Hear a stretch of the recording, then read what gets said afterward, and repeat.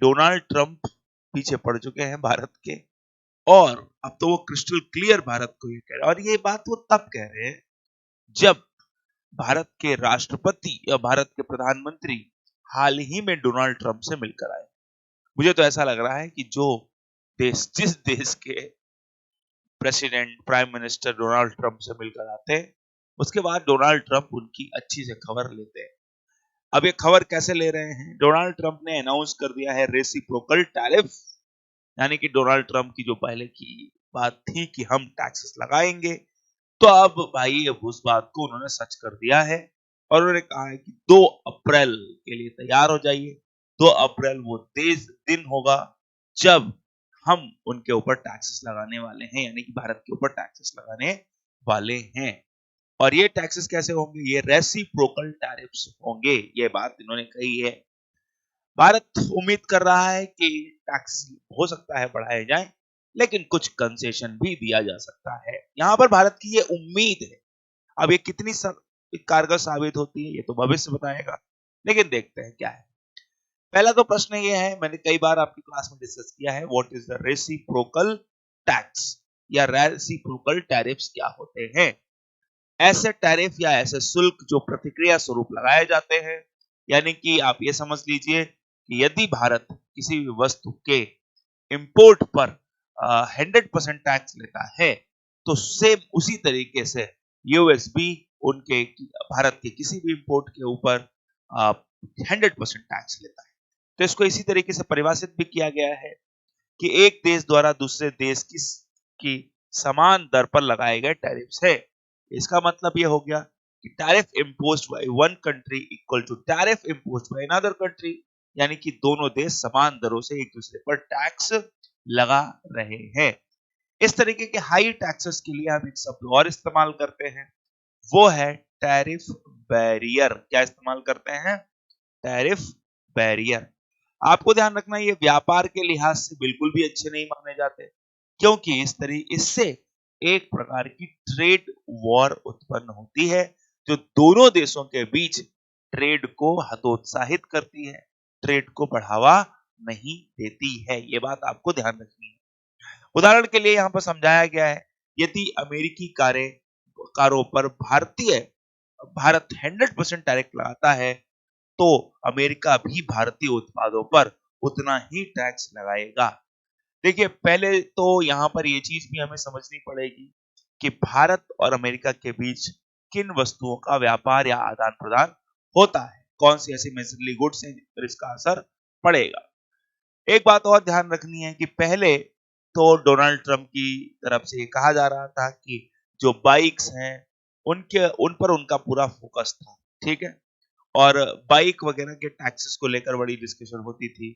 आपको याद होगा पहले भारत के अंदर एक हार्ले डेविडसन थी, वो फिर भारत को छोड़ के चली गई, और उसमें भी एक इसी तरीके की बातें सामने आ रही थी, टैक्सेस बहुत ज्यादा है। अब at this point of time पर अगर मैं बात करूं, तो केवल बाइक को लेकर बात नहीं हो रही है, बल्कि बात हो रही है ऑटोमोबाइल सेक्टर को लेकर, यानी कि पूरे ही ऑटोमोबाइल सेक्टर पर डोनाल्ड ट्रंप ने कहा है कि भारत ने बहुत सारे टैक्सेस लगा रखे हैं, जिससे कि वो विदेशी गाड़ियां भारत में कम बिक रही हैं, उनकी मांग कम होगी। अब इन सब बातों का ध्यान में रखते हुए अगर हम देखें, तो कौन से ऐसे उत्पाद हैं जिन पर इनका असर हैविली पड़ सकता है? सबसे पहले देखा जाए, ऑटोमोबाइल सेक्टर 100% टैरिफ है, लेकिन भारत कौन से ऐसे उत्पाद हैं जो अमेरिका को बेचता है? टेक्सटाइल एंड अपैरल, यानी कि अगर हम देखें तो कपड़े व परिधान वगैरह जो होते हैं, उनकी काफी अच्छी खासी मांग अमेरिका की तरफ से भारत से की जाती है। अगर इन पर करों को बढ़ाया जाता है, तो भारतीय उत्पाद विदेशी बाजारों में प्रतिस्पर्धी नहीं रहेंगे, और हो सकता है दूसरे मुल्कों के कपड़े इत्यादि की मांग वहां पर ज्यादा हो जाए। इससे तो इंडियन टेक्सटाइल मिल्स को नुकसान पहुंच सकता है, ठीक है। इसकी बात करें तो फार्मास्यूटिकल्स भी भारत के लिए ग्रोइंग सेक्टर है, और भारत पूरी दुनिया में फार्मास्यूटिकल में नाम भी कमा रहा है।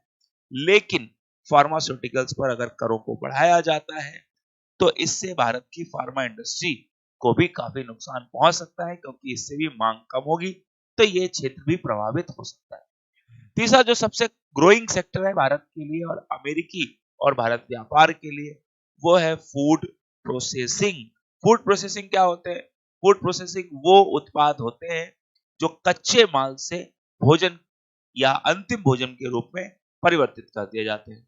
उदाहरण के लिए अगर हम देखें तो हम ये कह सकते हैं कि वो उत्पाद जो जनरली जैसे गेहूं से ब्रेड बनाई जाती है, तो ये फूड प्रोसेसिंग का हिस्सा माना जाता है। आपको ये ध्यान रखना है। अब इस तरीके के उत्पादों की अगर मैं बात करूं तो हम यहां से ये समझ सकते हैं कि इन पर टैक्सेस का भारी भरकम असर पड़ने वाला है। हमें ये देखना पड़ेगा कि 2 अप्रैल 2 अप्रैल को जब ये टैक्स लगाने की बात कही है तो उसका असर भारतीय बाजार पर किस तरीके से पड़ सकता है। हमारे एग्जाम में एक प्रश्न बन सकता है कि जब कभी भी विदेशी बाजारों या फिर अमेरिका इत्यादि भारत पर टैक्सेस बढ़ाते हैं तो उसका असर क्या हो सकता है। ध्यान रखेंगे, अमेरिका के टैक्स बढ़ाने का असर भारतीय बाजार पर क्या पड़ सकता है। मूडीज यानी कि मूडी क्या है? मूडी बिल्कुल मूड में, मूडी का मतलब है, मूडीज एक क्रेडिट रेटिंग एजेंसी है, ये भी आपको याद रखना है। क्रेडिट रेटिंग एजेंसी है और ये क्रेडिट रेटिंग एजेंसी इस मतलब क्रेडिट रेटिंग प्रोवाइड करने का काम करती है। इन्होंने एक अपने सर्वे किया, इन्होंने रिपोर्टिंग बनाई और उसके आधार पर पाया कि इंडिया के एक्सपोर्ट टू यूएस में डिक्लाइन, क्योंकि अगर भारत के उत्पादों पर ज्यादा कर लगाए जाएंगे तो फिर उसका एक खामियाजा भारत को भुगतना पड़ सकता है कि वहां पर यूएस में जो एक्सपोर्ट है भारत का यूएस को, वो कम हो सकता है। इंडिया रुपी में weakening due to capital outflow, और ये भी कहा है कि हो सकता है कि भारतीय रुपया भी कमजोर हो जाए। तो कमजोर हो सकता है, ये बात भी आप याद रखेंगे। ठीक है। Domestic demand remain strong limiting long term risk, तो घरेलू मांग है वो मजबूत बनी रहेगी लेकिन लंबे समय के लिए जोखिम कम होगा। आपको ये भी ध्यान रखना है कि सबसे जरूरी चीज क्या थी कि हम भारत के अंदर सेल्फ सफिशिएंट बनना चाहते हैं।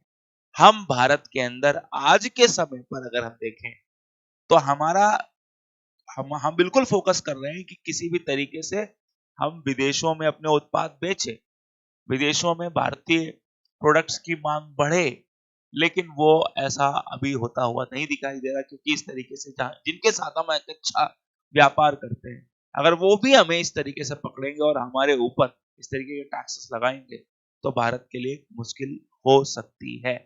इसीलिए कहते हैं कि भारत को बहुत ही ज्यादा बातचीत करके, यानी कि कोशिश करके कई सारे फ्री ट्रेड एग्रीमेंट्स पर ध्यान देना होगा। हालिया तौर पर भारत यूके के साथ, यूरोपीय यूनियन के साथ, यहां तक कि गल्फ कोऑपरेशन काउंसिल के साथ अपने नए फ्री ट्रेड एग्रीमेंट को तलाश रहा है। पिछले दिनों ने भारत ने ईएफटीए कंट्रीज के साथ एक एग्रीमेंट किया था। उससे पहले यूएई और ऑस्ट्रिया के साथ भी फ्री ट्रेड एग्रीमेंट किया था। उम्मीद करता हूं ये सारी जानकारी आपको अच्छी लगी होगी। आगे चलते हैं। अगर भारत के लिहाज से देखें तो भारत और अमेरिका के ट्रेड को देखा जाए तो वर्ष 2024 में इंडिया का लार्जेस्ट ट्रेडिंग पार्टनर रहा था भारत, यूएसए। तो वर्तमान में यूएसए इंडिया का लार्जेस्ट ट्रेडिंग पार्टनर है, जिसमें से यूएस एक्सपोर्ट्स टू इंडिया, हम यूएस से लगभग 41.4 बिलियन डॉलर का सामान खरीदते हैं, लेकिन हम यूएस को जो इंपोर्ट करते हैं वो 87.4 बिलियन डॉलर इंपोर्ट, यूएस को जो हम यूएस हमसे जो इंपोर्ट करता है वो 87.4 बिलियन इंपोर्ट करता है। यूएस हमें जो एक्सपोर्ट करता है, यानी कि ऐसे समझो कंफ्यूजन, जो इंडिया इंपोर्ट करता है उसकी वैल्यू 41.8% है। ये लास्ट ईयर से लगभग 3.4% के आसपास बढ़ी है। लेकिन यूएस का जो एक्सपोर्ट है, यूएस के लिए जो एक्सपोर्ट है, भारत का जो एक्सपोर्ट है यूएस के लिए, वो है भाई 87.4 बिलियन। इस आंकड़े को देखकर दिखाई देता है कि भारत और यूएस के बीच एक ट्रेड गैप है जो कि भारत की तरफ झुका हुआ है। मतलब 129 बिलियन डॉलर का ये जो पूरा टोटल ट्रेड है, इसमें यूएस हमें 41 बिलियन डॉलर का बेचता है और हम यूएस को 87 बिलियन डॉलर का बेचते हैं, जिससे कि हमें लगभग 45 बिलियन डॉलर के आसपास की कमाई होती है। ठीक है, ये चीज ध्यान रखना। अब यहां पर इन्होंने ये भी कहा है कि हम ये जो बाइलेटरल ट्रेड है, आपस का ये द्विपक्षीय व्यापार है, हमारा टारगेट है कि हम इसे 500 बिलियन डॉलर तक ले जाएं बाय द ईयर ऑफ 2030। लेकिन इस तरीके के हालातों में तो काफी मुश्किल लग रहा है और ऐसा दिखाई देता है कि ये आपस में ही कब इसका सॉल्यूशन या कोई उपाय निकाल पाएंगे, ये देखना बहुत जरूरी है। अब हम बात करते हैं एक नए पक्ष की कि डब्ल्यूटीओ ने भी यूएस का क्रिटिसिज्म किया।